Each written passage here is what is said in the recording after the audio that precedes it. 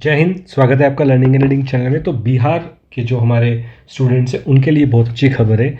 बिहार लोक सेवा आयोग जो आपका बिहार का पीएससी है, जो आपका टीचर्स की वैकेंसी निकालता है, उसकी तरफ से 40,000 पदों पे जो है वैकेंसी निकाली गई है। टीचर वाले बैकग्राउंड के जो स्टूडेंट्स हैं या जो टीचिंग अब कर रहे हैं 3rd ग्रेड 2nd ग्रेड में, उनके लिए ये वैकेंसी निकाली गई है। ठीक है, तो इस पीडीएफ को मैं आपको लिंक दे दूंगा, आप डाउनलोड कर लेना। जो महत्वपूर्ण बिंदु हैं इस पीडीएफ के वो मैं आपके साथ शेयर करना चाहूँगा, ताकि अगर आप एलिजिबल हैं तो आप इसका फॉर्म भर सकते हैं। ठीक है, तो सबसे बड़ी बात तो ये जो आपकी निकली है, ये किसके लिए निकली है? प्रधानाध्यापक यानी कि सीनियर आपके जो प्रधान शिक्षक जिनको बोलते हैं, हेडमास्टर बोलते हैं, उनके लिए निकली है। तो डेफिनेटली कुछ एक्सपीरियंस भी होगा, कितना होगा मैं आपको डिस्कस करूंगा। ठीक है, तो टोटल जो है वो है आपकी 40,506 पद आपके निकले हैं, जिसमें से 13,761 जो है आपके हॉरिजॉन्टल रिजर्वेशन है। किसको?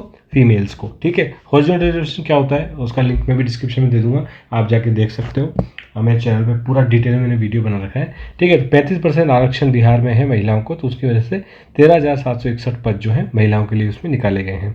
ठीक है, उसके बाद आते हैं हमारे जो दिव्यांगजन हैं, उनके लिए भी आपके पद निकाले गए हैं। वही आपका क्लियरली दिया हुआ है, जो आपके मूक बधिर दृष्टिबाधित जो हमारे होते हैं उनके लिए भी यहाँ पे जो वैकेंसी निकाली गई है।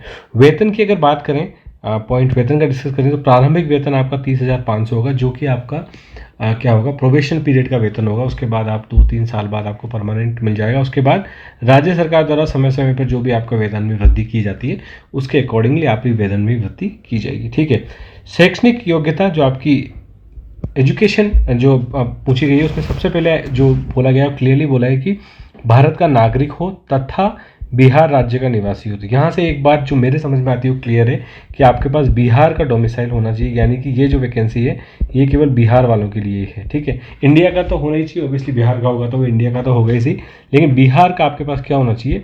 डोमिसाइल होना चाहिए, अगर आप इस भर्ती में पार्टिसिपेट करना चाहते हो तो। ठीक है, क्लियरली लिखा हुआ है यहाँ पे तथा, यानी कि बिहार का राज्य का निवासी होना चाहिए। उसके अलावा वही आपका 50% आपके पास अंक होने चाहिए। ठीक है, और अगर आप कैटेगरी में आते हो तो आपके 5% की उसमें छूट दी जाएगी आपको। ठीक है, उसके बाद आपको जो इसमें एलिजिबिलिटी में आ गया 50% वाली बात आ गई आपकी, जो है बिहार वालों के लिए ही है। ठीक है, ये चीज़।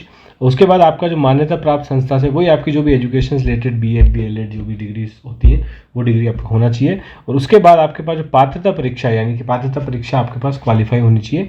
इसमें क्लियरली लिखा हुआ है कि 2012 है उसके बाद नियुक्त शिक्षक। अभी 2012 है उसके बाद नियुक्त शिक्षक, मतलब डेफिनेटली क्योंकि ये हेडमास्टर की पोस्ट है, इसमें कुछ एक्सपीरियंस भी आपको माना होगा। यानी कि अगर आप देखोगे तो यहाँ पे 2012 में अगर आपने ज्वाइन किया है कोई भी 3rd ग्रेड 2nd ग्रेड का, या फिर जो है किया है, तो आप उसको कर सकते हो। ठीक है, और पात्रता परीक्षा में उत्तीर्ण हो, यानी कि 2012 के बाद किसी भी एक जो पात्रता परीक्षा में उत्तीर्ण हो। यहाँ पे नोट में क्लियरली लिखा हुआ है, बिहार का अपना एक टेट एग्जाम होता है, या तो आपका वो वाला क्वालिफाई हो, या फिर यहाँ पे लिखा हुआ है कि शिक्षक पात्रता परीक्षा से अभिप्रेत है बिहार सरकार अथवा केंद्र सरकार द्वारा प्राधिकृत संस्थान द्वारा ये आपको पात्रता होनी चाहिए। यानी कि या तो आप बिहार में जो टेट होता है वो क्वालिफाई हो, या फिर आप सी टेट क्वालिफाई हो। दोनों में से अगर एक भी हो तो आप इस फॉर्म को भर सकते हो। ठीक है, तो एलिजिबिलिटी बहुत क्लियरली आपके समझ में आ गई होगी। ठीक है, ये आपका इंग्लिश में दिया हुआ है। Same must be citizen of India and resident of state of Bihar. ये एक किसमें काम की चीज़ है कि स्टेट जो है बिहार स्टेट का होना चाहिए, और प्लस 50% आपके क्या होने चाहिए? मार्क्स होने चाहिए। जनरल कैटेगरी में SC ST में 5% की छूट है। ठीक है, और सी टेट जो है आपका इसमें कोई दिक्कत नहीं है, सी टेट आपका इसमें एलिजिबल है, नोट क्लियरली यहाँ पे दिया हुआ है। ठीक है, उसके बाद अनुभव, डेफिनेटली क्योंकि मैंने आपको बताया था कि अनुभव इसमें चाहिए होगा, क्योंकि ये प्रधान अध्यापक की पोस्ट है तो नॉर्मली अनुभव मांगते हैं। तो क्लियरली आपको लिखा हुआ है यहाँ पे कि न्यूनतम पद पर 8 वर्ष की लगातार सेवा हो, यानी कि आप पंचायती राज में या फिर टीचिंग में आपका कहीं भी 8 वर्ष की सेवा होनी चाहिए, तो आप इसमें एलिजिबल माने जाओगे, आप इसका फॉर्म भर सकते हो। ठीक है, और ये जो आपके नोट यहाँ पे क्लियरली लिखा हुआ है कि शैक्षणिक योग्यता अनुभव से संबंधित सभी प्रमाण पत्र ऑनलाइन आवेदन भरने की अंतिम तिथि 22/4/2022 से पहले के होने चाहिए। ठीक है, इससे पहले के आपके होने चाहिए। उम्र सीमा जो है एक्सपीरियंस, क्योंकि ये जॉब है, एक्सपीरियंस जॉब है, 60 वर्ष जो है इसकी निर्धारित की गई है, तो यानी कि आपके पास काफ़ी टाइम है, कोई इसमें आपको दिक्कत की कोई बात नहीं है। चयन प्रक्रिया की जहाँ तक बात की है, चयन प्रक्रिया के इनको बोला है कि आपका रिटर्न एग्जामिनेशन होगा, जिसमें आपका सामान्य अध्ययन यानी कि जीके आपका 75 मार्क्स का आएगा, तथा डीएलएड विषय यानी कि आपका जो भी पेडागोजी है वो सब जो भी आपने पढ़ा है वो सब आपके 75 अंक का आएगा। तो यानी कि टोटल आपका जो है कितने का 150 मार्क्स का ये पेपर होगा। उसमें आपका नेगेटिव मार्किंग होगी 0.25, यानी 1/4 आपकी क्या होगी, नेगेटिव मार्किंग उसमें की जाएगी। ठीक है, अवधि जो होगी परीक्षा की वो 2 घंटे रखी जाएगी। साक्षात्कार के बारे में देखो, इसमें स्टार मार्क्स करके लगाया था, क्लियरली दिया हुआ है कि इसमें इंटरव्यू नहीं होगा।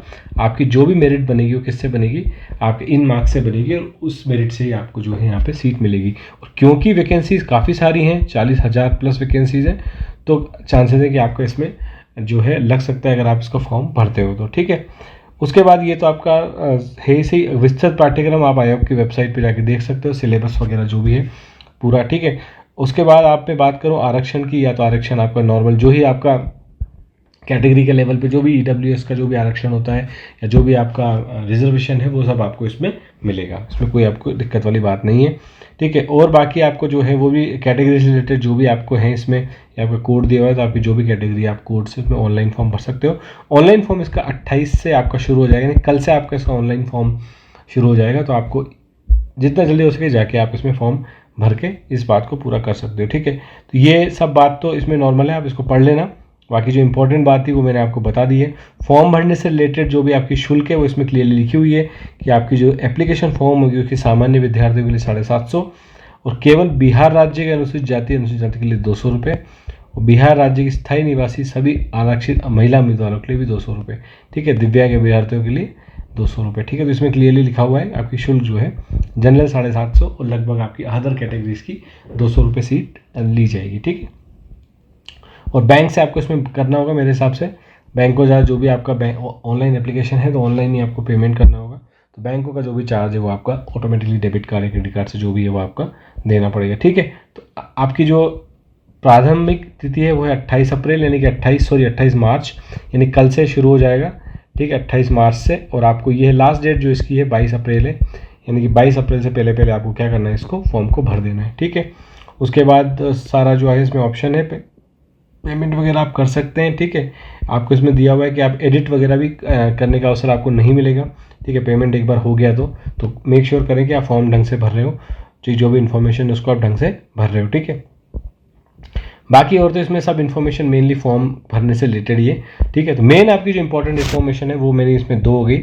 एक तो आपका 50% जो है आपका ग्रेजुएशन में होना चाहिए, और 45% आपका क्या हो गया, SC/ST कैटेगरी के लिए हो गया। ठीक है, और जो मेन आपकी इसमें एक है कि जो पोस्टिंग है वो कितनी है, 40,000 प्लस आपकी वैकेंसीज़ हैं, और किसकी वैकेंसी है, ये हेड मास्टर की वैकेंसी है। ठीक है, ये आपको ध्यान रखना है, ये हेड मास्टर की वैकेंसी है।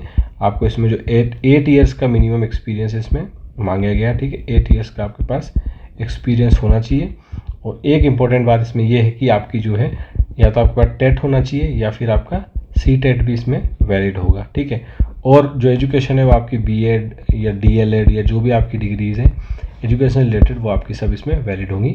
मार्क्स जो है उसमें 50% होना चाहिए।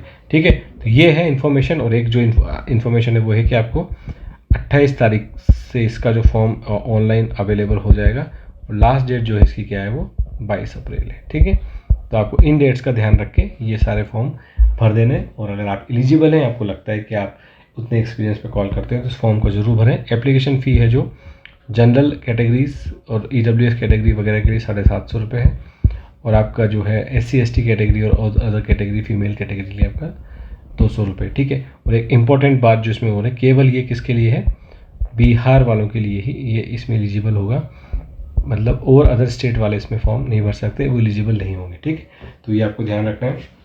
होप आपको ये बात समझ में आ गई होगी। वैसे टीचिंग से रिलेटेड जो भी इन्फॉर्मेशन होती है मैं आपके लिए लेके आता हूँ ऑल ओवर इंडिया, तो ये एक इन्फॉर्मेशन आई थी तो मैंने आपके साथ शेयर करना चाहता था। कोई आपको डाउट है इसमें तो मेरे से कमेंट सेक्शन में पूछ सकते हैं, मैं आपको इसका रिप्लाई करने की ज़रूर कोशिश करूँगा। ठीक है, फॉर्म में अगर आपको कोई डाउट है, कुछ एलिजिबल क्राइटेरिया में अगर आपको डाउट है तो आप मुझसे कमेंट सेक्शन में पूछ सकते हो। ठीक है, तो इस वीडियो में फ़िलहाल इतना ही, मिलेंगे नेक्स्ट वीडियो में।